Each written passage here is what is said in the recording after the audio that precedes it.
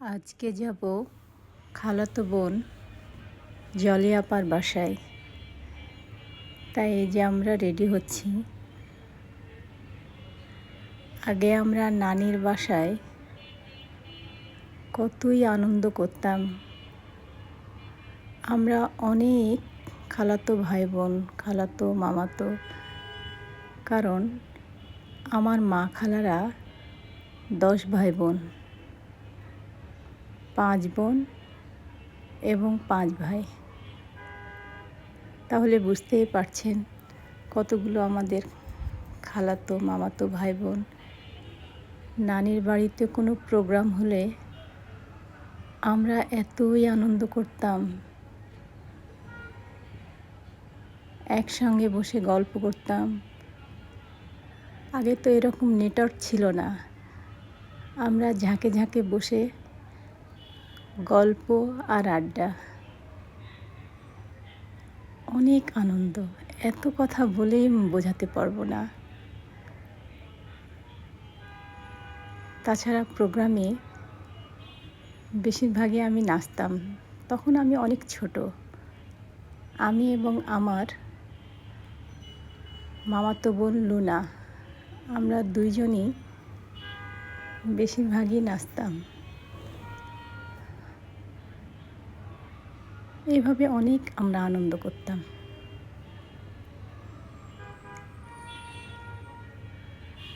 আজকে আমার খালাতো বোনের বাসায় যাচ্ছি, সেই অতীতের কথা মনে পড়ছে। কতই না আমরা আনন্দ করেছি, হেসেছি, গেয়েছি। আজ আমরা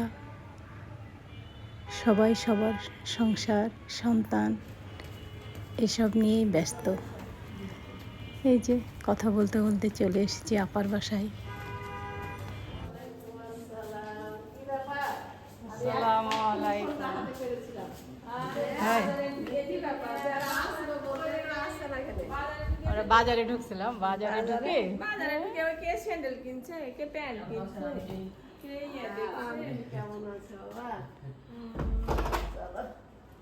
ঘরে এসো।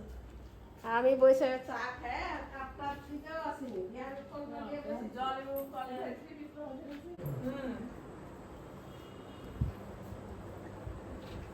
বিছান টিছানে না না এখানে বসি, সমস্যা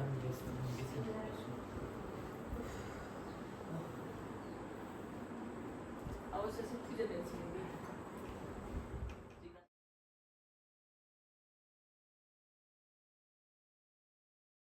কিছু বলুক আর না বলুক, তাই তো নিজের নামও বলে ঠিক মতো নিজের নামও ঠিক মতো বলতে পারবে না।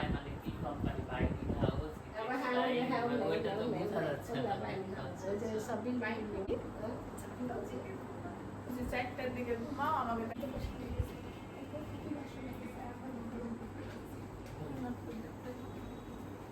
যাও যাও চলো।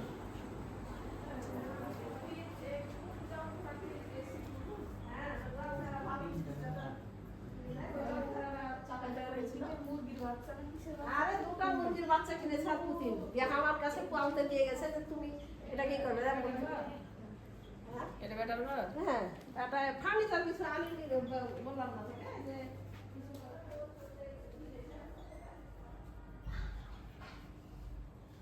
একটা মুরগির বাচ্চা মরেছে, এটা পুতিনকে এখনো জানায়নি।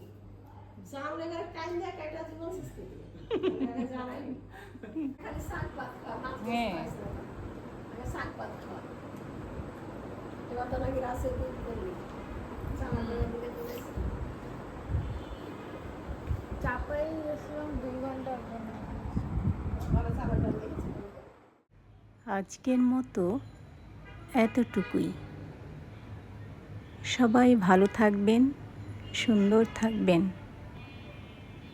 পরে আবারও দেখা হবে নতুন কোনো ভিডিও নিয়ে। ততক্ষণ পর্যন্ত আপনারা অপেক্ষায় থাকুন। খোদা হাফেজ।